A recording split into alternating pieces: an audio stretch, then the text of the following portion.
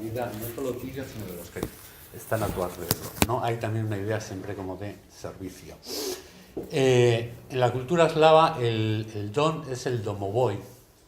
En los pueblos eslavos es el domovoi, que es tu dios protector, ¿no? Porque el talento es el que siempre te va a salvar de todas las situaciones, de todas las circunstancias, porque cada uno somos nosotros, y la circunstancia que nos rodea, cuando nos salvamos nuestra circunstancia.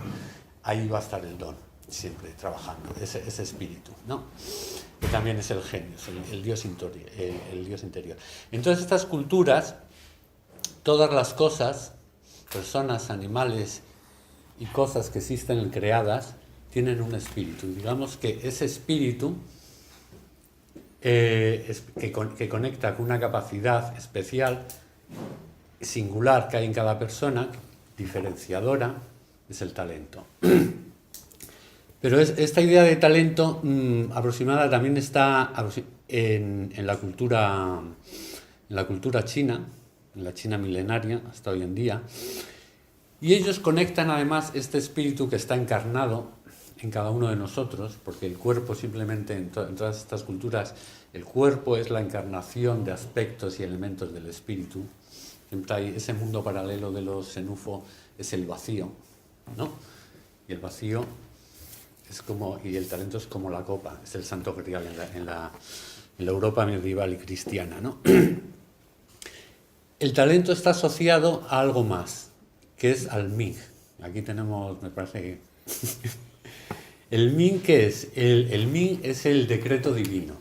Tú vienes a la vida o eres encarnado, ese espíritu es encarnado para ejercer una función, una misión, un propósito. Digamos que en la vida hay una intención. Y tu talento es de alguna forma la herramienta, la capacidad que está específica que hay en ti para cumplir ese decreto divino, ¿vale? Esta es la idea siempre que hay detrás del talento, ¿no? O sea, es que básicamente el talento es innato, es una configuración innata del potencial humano, es un regalo, te es asignado, tú no lo eliges. En el fondo lo que tú quieres es cumplir con ese mandato, aunque no lo sepas conscientemente, ¿no? Y simplemente tienes que escuchar la voz de los duendes Quinkirsis, del espíritu, del dios, entrar en el estado ascético, místico, y tú tienes la oportunidad de escuchar cuál es tu misión y para qué vales en este mundo, para qué has venido a este mundo, ¿no? Para qué está ordenada tu capacidad, tu potencial humano de una forma muy singular para cumplir con esa misión, con ese decreto divino. Vale. Hasta la Edad Media, aproximadamente, el ser humano vivía a expensas del decreto divino, de lo que decían los dioses, vivía en función del espíritu, ¿no? Aunque todos consideraban esta naturaleza dual del hombre. El hombre es espíritu y cuerpo en sí mismo, ¿no?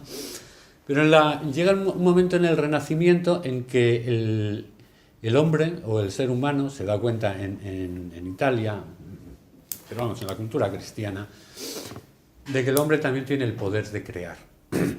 El hombre también tiene el poder de crear. Entonces el centro empieza a ser el hombre, ¿no? Y hay una frase que escribe Pico de la Mirandola en un momento en el que dice que el ser humano está hecho de una materia ambigua e indefinible, ¿no? Y esto es lo que le da posteriormente a John Locke la idea de que todos somos iguales, ¿no? Todos estamos hechos de esa materia ambigua e indefinida. Locke le da vueltas. Ahí hay un momento muy curioso porque todas las culturas que tienen que ver con el talento es un don divino, o es innato, llámalo como quieras, son culturas simbólicas. Y hasta el Renacimiento es muy simbólico. Pero a partir de la Ilustración, vamos a decir, de Locke, se olvidan de la parte simbólica y se quedan con los métodos abstractos, ¿no? Sin forma. ¿Y qué ocurre aquí?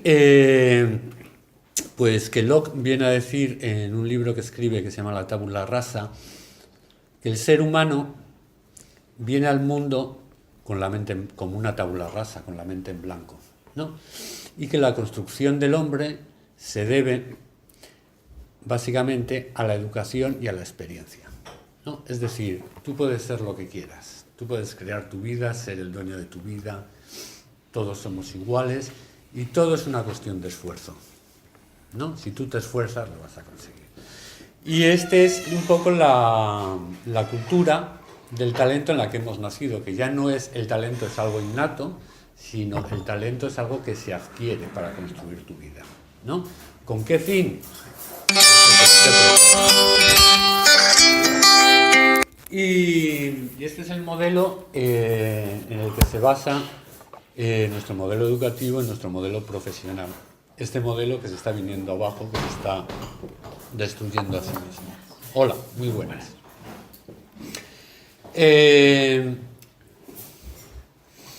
¿Qué ocurre? Que llega un momento en el que los biólogos empiezan a darse cuenta que la naturaleza no es como nos lo hacía ver Locke y todos sus seguidores, sino que simplemente hay que abrir los ojos para darnos cuenta de que aquí no hay dos personas iguales, ¿no? Y que si estudiásemos sus vidas, estas personas no tienen las mismas inquietudes, no tienen las mismas capacidades, son mejores en unas cosas o en otras. Pero como decía John Galton ya a finales del siglo XIX, Galton era un genetista, escribió un libro que se llama El talento heredado, decía que simplemente hace falta con mirar a dos niños para darte cuenta de que no somos iguales, ¿sabes? Que en origen, nuestra esencia última, no somos iguales, ¿no? Todos estos desarrollos, primero a partir de la genética, para decir que no éramos iguales, que éramos diferenciales, llevan a, como es siempre en la ciencia, y como es la vida, el estudio de la vida, siempre una cuestión misteriosa, inacabada y abierta. El mundo de la genética se da cuenta que la genética no explica el talento, ¿no? En un momento piensan como que la parte genética es la que explica el talento. Pero empiezan a aparecer biólogos que tras haber sido forofos y fans del mundo de la genética, empiezan a darse cuenta que la genética no explica prácticamente nada, ¿no? Es cierto que tenemos un ADN, unas inscripciones, pero la cuestión es ¿quién hace esas inscripciones? ¿No? ¿Por qué tú tienes estas en tu ADN y tú aquellas y el otro el otra? Porque somos diferentes. Y entonces esto nos lleva otra vez un poco al mundo de lo invisible, de lo intangible, de ese mundo en el que nadie sabe de dónde venimos ni a dónde vamos, pero lo único que sabemos es que estamos aquí y que nos han sido concedidas unas capacidades, unas aptitudes que marcan tanto nuestras capacidades como nuestros límites en la vida, ¿no? Esto que decía, el talento se hace, que es el concepto que se sigue manejando en el mundo de empresas. A mí me veis aquí no solo por estar con vosotros, sino porque he tenido reuniones de alto nivel esta mañana y entonces yo recuerdo que en una de las grandes compañías españolas, con la directora de talento de la compañía, se quedaba un poco asombrada, ¿no? Y le decía, pero es muy fácil verlo, ¿sabes? Que no todos somos iguales. Yo no sé cuántos de vosotros habéis practicado deporte, pero para unos deportes seréis mejor que para otros. Y en el que erais muy bueno, si os comparáis con el número, los primeros del mundo, pues vosotros sabréis si tenéis talento. No se trata de esfuerzo, de entrenamiento, que es lo que predica el talento, se construye, se adquiere. El conocimiento no da la capacidad, ni el entrenamiento da la capacidad. Sí permite una mejora, y en muchos casos muy sustanciales, pero por mucho que vosotros quisierais ahora, y lo desearais mucho, como dicen ahora en muchos seminarios de estos, si lo deseas con todas tus ganas vas a ganar. Yo te digo que si deseas con muchas ganas ganar los 100 metros en las Olimpiadas y entrenas, no vas a ganar, y tú lo sabes. ¿Sabes? Y tú lo sabes que es una pérdida de tiempo. ¿Por qué? Porque no tienes talento para ello ya. Aparte que a lo mejor la edad se te ha podido pasar, ¿no? Pero no tienes talento para ello, ¿no? Hay personas que tienen una configuración especial y son especialmente válidas para hacer algo. Y otras personas, ¿podemos hacer eso?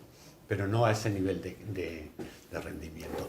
Y lo más curioso de todo esto que se empieza a ver, sobre todo también desde el mundo de la economía, es que el talento tiene que ver no solo con el rendimiento, sino también con el esfuerzo. El talento optimiza tu capacidad. Es decir, toda esa teoría del entrenamiento, de la adquisición, normalmente cuando tú has hecho eso en tu vida, te has dado cuenta que lo que más te gusta y lo que mejor se te da es en lo que gastas menos energía y en lo que consigues más resultados, ¿no? Sin embargo, es decir, el talento optimiza tu energía para maximizar tus resultados. Y esto es una ley que hay natural, ¿sabes? En la vida hay que utilizar, o lo que te dice el talento es la ley del mínimo esfuerzo, que no es la ley de la vagancia ni de la pereza, no, es hacer las cosas de la forma que mejor se te da, ¿no? Pues hay muchas personas que son muy buenas pero no encajan en el mundo de la empresa o en determinadas organizaciones donde todo está muy cuadriculado. Bien, la biología, ¿por dónde anda hoy en día respecto al mundo del talento? Aparece uno de estos grandes fans de la genética en el año 60, que bueno, en el año 60 era un fan de la genética y era un gran académico de la Universidad de Cambridge en el Reino Unido, y saca una teoría, después de trabajar en la modificación genética de semillas para matar las hambrunas en la India, Rupert Sheldrake, y se da cuenta de que la genética no explica prácticamente nada. La genética lo único que te dice, no te explica de dónde vienes ni de dónde parte tu talento. Lo que te dice es, de algunas formas, cuáles son tus posibilidades, porque eso ya está marcado, está diseñado, ¿no? Pero ese plano, ese mapa genético, ¿a qué obedece? ¿Por qué tú eres así y el otro es así, ¿no? Y entonces, la teoría de los campos mórficos lo que te viene a decir es que tú eres un campo de memoria. Hola, buenas tardes. Que un campo de memoria te ha creado. O dicho de otra forma, la naturaleza, en su proceso creador, ha ordenado la naturaleza de una determinada manera en ti para cumplir, lo voy a llamar una misión, un propósito, para realizar algo en esta vida y que la vida se siga recreando a sí misma, ¿no? Y ahí es donde estamos, ¿no? Es decir, el talento se nace o se hace. Pues yo creo que en esto Lola Flores lo tenía muy claro y decía, se nace con talento, pero luego hay que hacerlo. Es decir, tú tienes en tu origen unas propiedades que te diferencian, una singularidad. Pero de nada vale tener esa singularidad si tú no la pones en acción, no la pones en uso y la encaminas a un determinado objetivo, ¿no? Y yo creo que es por ahí por donde va a ir la concepción del talento en los próximos años. Bueno, ya viene desde hace unos años atrás, ¿no? Y para saber qué es esto del talento, cómo caracterizarlo, visto un poquito qué es talento y qué es no talento, ¿no? Y su conexión con la hipnosis lo vais a ver muy claro. El talento, para mí, tiene 4 grandes propiedades que se dan al mismo tiempo cuando se expresa. La primera de ellas es que te permite hacer fácil y con soltura lo que a otros les cuesta, ¿no? Hay gente que tiene don de lenguas y aprende las lenguas con una facilidad que no tiene que estudiarlas, ¿verdad? Simplemente las escucha y las reproduce, ¿no? Y hay gente que es muy torpe para las lenguas. Esos necesitan machacar más, dedicarle más energía. Vale. Una segunda característica o propiedad del talento innato, que tenemos, que nos diferencia y nos singulariza, es que el talento funciona desde la espontaneidad, desde una inteligencia espontánea. Cuando un músico está componiendo, no piensa. La música aparece, ¿no? Beethoven decía que estaba hartito porque no paraba de sonar música en su cabeza nueva, ¿no? Pero eso te lo dice Beethoven, también te lo decía Strauss, te lo dicen los escritores, no escribimos lo que nos dictan, ¿sabes? No pensamos. ¿no?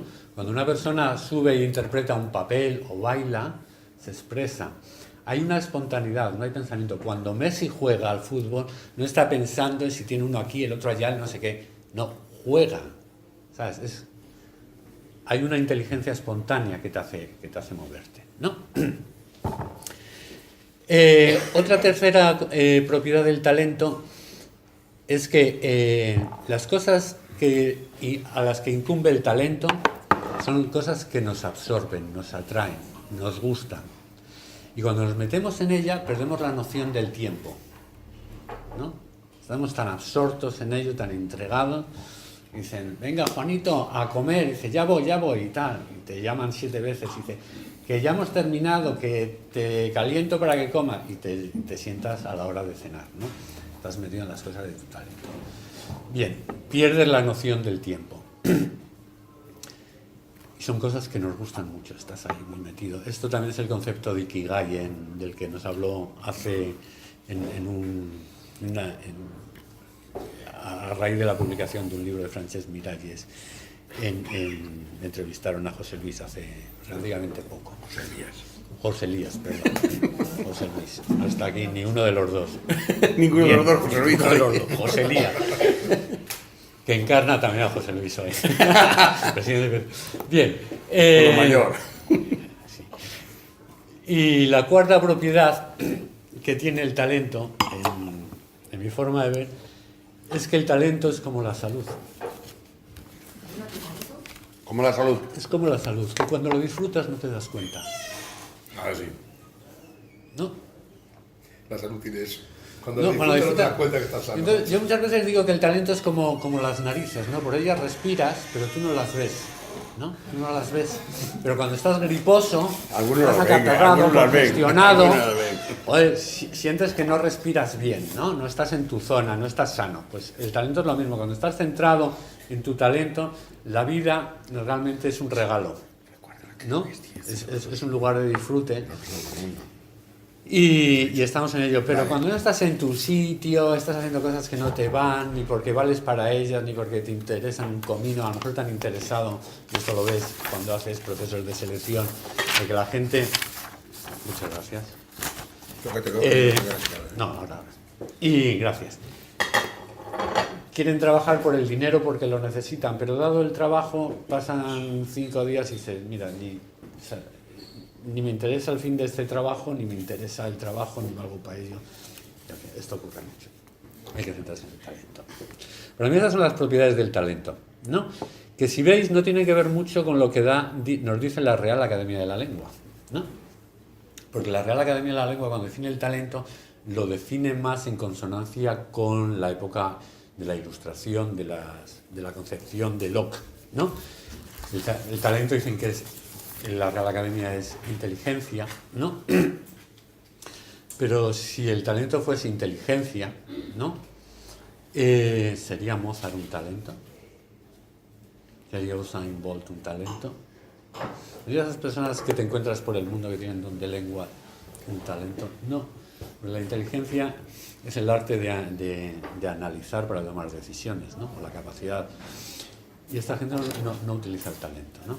Más bien la inteligencia es un tipo de talento. La capacidad no la da el conocimiento, pero el conocimiento sí da la capacidad.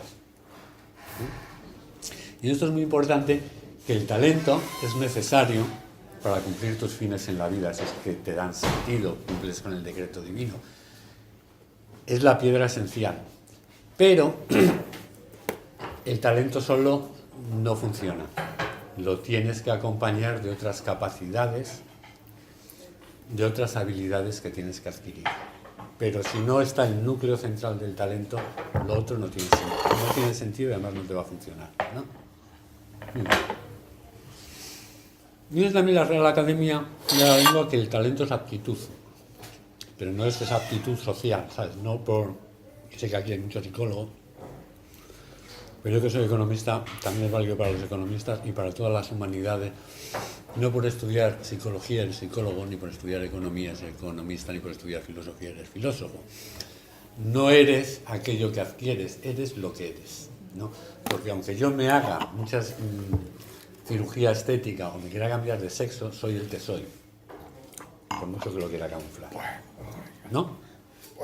Bueno, soy el que soy. Que no te digan muy fuerte que hay una que ha cambiado de sexo y ya la tenemos liada. Con esto de los sexos, porque los hombres y las mujeres no tienen el mismo... O sea, ya hay una singularidad entre en la Europa cristiana hay dos, varón y hembra, pero en otras culturas como la Polinesia hay tres, ¿no? En otras culturas como la Indochina hay 5 sexos. ¿Cómo? Explícanos eso. Pero eso lo dejamos para luego. Eso es para otra. Eso lo dejamos para otra. Eso es para otra. Y además yo creo que aquí hay personas que saben más de eso que yo, ¿no?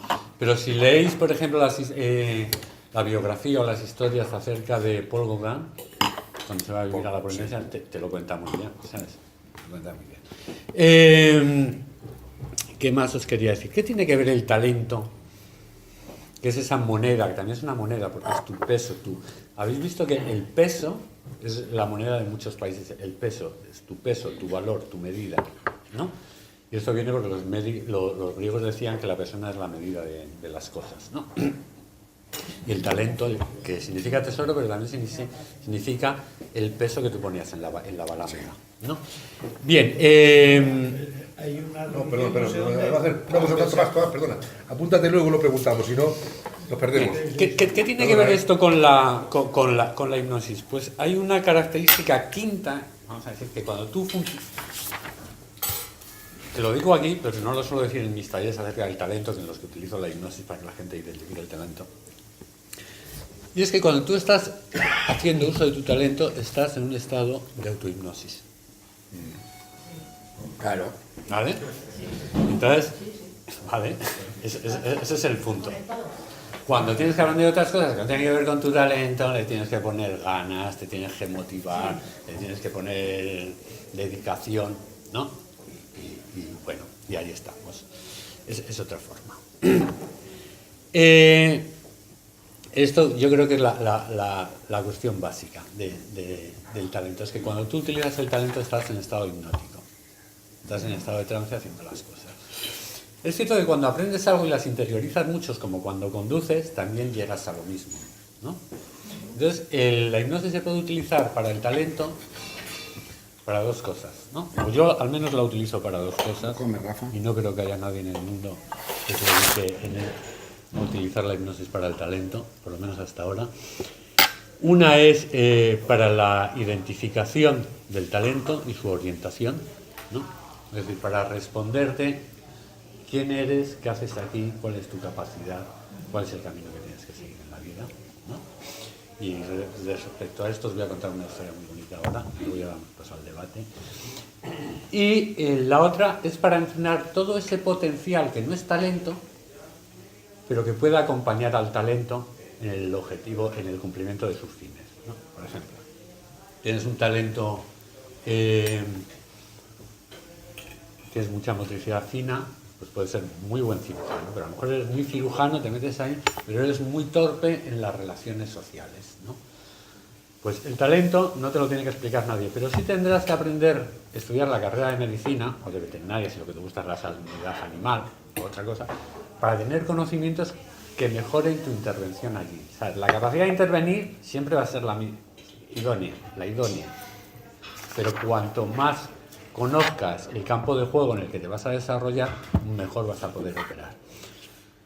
Eso por una parte, pero otra parte, si eres muy torpe en habilidades sociales de relación con el paciente, ¿no? Que siempre hay que animarle un poquito y aprendes estas habilidades sociales de comunicación, pues lo harás aún mucho mejor, ¿no? Y esto, en el mundo en el que vivimos tan confuso y tan complejo a la vez, es muy importante, porque no sé si sabéis que en Estados Unidos a los médicos muy buenos son los que más son demandados. Sin embargo, los médicos que son muy simpáticos, no se les demanda, porque al final lo que marca tu relación con el mundo es la relación humana, ¿vale? Os voy a contar una pequeñita historia y entramos en el debate.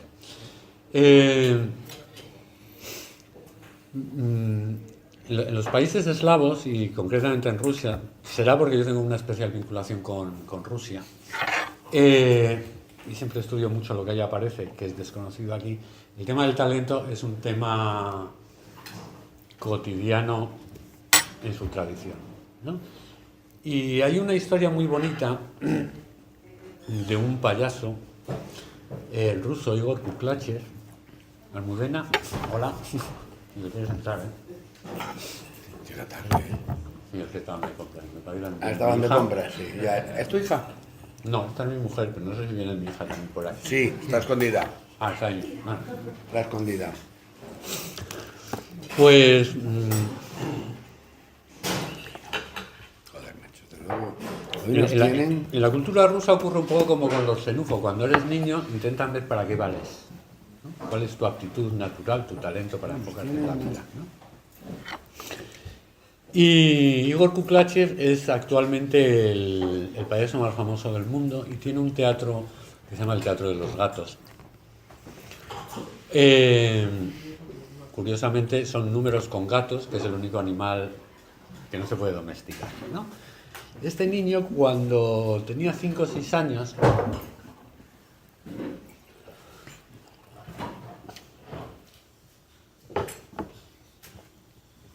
su tío le pregunta, esto que preguntan aquí en los colegios, ¿qué quieres ser en la vida?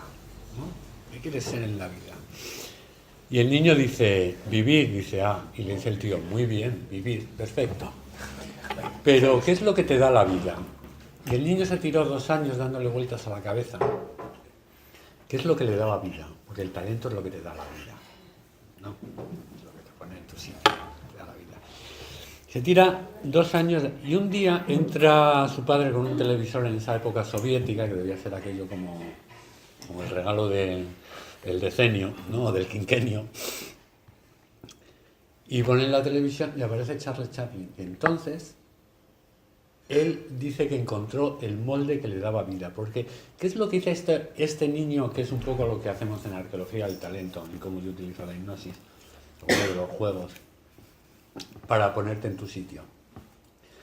El niño, de una forma intuitiva, lo que hacía era meterse en diferentes personajes de la vida. El astronauta, Yuri Gagarin, el jugador de hockey sobre hielo, Harlamov, en fin, el científico, el presentador, y no le daban vida. Bien, está bien, pero sin más. Cuando se metió en Charles Chaplin, de repente, él empezó a expresarse y dijo, lo he encontrado. Ese niño es actualmente el gran payaso de la Unión Soviética, de la Unión Soviética y ahora de la Rusia. Y el arte del circo es el gran arte ruso, está por encima, se estudia en Bellas Artes y está por encima del ballet clásico y de todas estas cosas, ¿no? Pero la historia ilustra muy bien cómo desde niño tú puedes conectar a través del molde que te da vida con eso que te gusta, porque en lo que te gusta está tu talento, ¿vale? Y no es lo mismo, y con esto ya sí termino, no es lo mismo talento que vocación, porque esto confunde mucho. El talento es una capacidad. La vocación es el área de juego donde tú pones tu talento en acción, ¿no? Es decir, el talento te abre a la vocación. El talento de la motricidad fina vale para ser cirujano, como decía antes, pero también vale ser para ser mecánico, pero también vale ser para artesano. Lo que va... Pero cuando tú tienes un talento lo tienes enfocado a una vocación, porque esa es una vocación con la que vas a cumplir el decreto divino, este min que dicen los chinos, ¿no? Cuando no estás en la zona de tu vocación, estás con tu talento, pero estás en la zona de vocación, todo el mundo va a decir que qué bien lo haces, ¿no? Que qué bien lo haces, pero tú no te vas a sentir satisfecho, ¿no? Esto se ve mucho en el mundo comercial. Tú puedes... Sí. Tú puedes tener un talento, pero cuando no estás enfocado el talento a la profesión, la gente a tu alrededor te va a decir que eres bueno haciéndolo. Claro, estás poniendo en juego tu talento. Pero tú sientes que falta algo, falta una pieza por encajar, ¿no? Y es la pieza de la vocación. Se ve mucho en el mundo comercial. La gente tiene todas talentos comerciales a punta pala, Pero, por poneros un caso real de una cliente, esta cliente era una crack de la comunicación, pero estaba en una empresa que hacía tuberías, racores y demás cuestiones de ingeniería en el País Vasco, ¿no? ¿Y cuál era su vocación? Su vocación era el mundo de la moda y sobre todo de los complementos de la moda, ¿no? Era Loewe, ¿no? Claro. Pequeña. Entonces, cuando haces el cambio, Pequeña. ¿qué pasa? Que no solo es que lo sigues haciendo bien, es que hay entusiasmo. Disfrutas, hay entusiasmo. Entonces estás conectado con tu vocación. Si el talento te abre a la vocación, toda vocación requiere de todo tipo de talentos. ¿Vale? Porque entre talento y vocación siempre hay mucha confusión. Es decir, el mundo de la música es un mundo vocacional. Bueno, pues como es el mundo de la ingeniería o el de la psicología, de cualquier área de interés humano. Pero ponerlo en la música, que es muy claro, o en el mundo de cumplir un sueño, de ir a la luna, el talento compositor es el que compone. Pero no suele ser el que interpreta. Los grandes compositores son muy malos intérpretes. En términos generales, saben tocar algún instrumento, pero no son grandes intérpretes, ¿no? Te aviso que tienes aquí un gran intérprete, ¿eh? Vale, ¿no? Pero luego hay los muy buenos intérpretes rara vez componen, es lo que hacen, tocan la composición de otro, ¿no? Pero también necesitas gente que te haga el instrumento, ¿no? Que no todo el mundo sirve para hacer, para luthier. Bueno, necesitas ingenieros de sonido, arquitectos de sonido. Para que la música, esa creación, se exprese, necesita de todo tipo de talentos a su alrededor, ¿vale?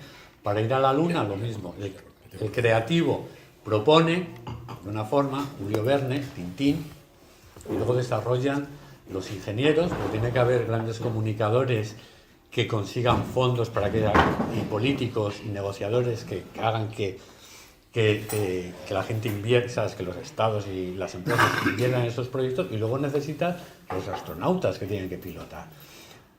Una vocación necesita de todo tipo de talento, ¿no? Y bueno, yo lo dejamos aquí, damos al debate, porque luego van a salir muchísimas cosas más. A dar que se mete un aplauso, ¿no? Porque esto es una cosa. La segunda cosa, antes de empezar el debate, tenemos un detalle para ti que te lo va a entregar nuestro señor presidente. Bueno, imagino que ya lo sabes, es una sorpresa. Es decir, todos, ¡oh, sorpresa! Es el cuadro conmemorativo de la... Saca una foto, si no... Una foto... Yo lo siento mucho, necesito a alguien que me ayude porque no puedo estar en todo. Bájalo un poquito que si no nos ve. Puedo estar en todo, puedo estar en todo. Sin reflejo, ¿eh? Que tiene cristal.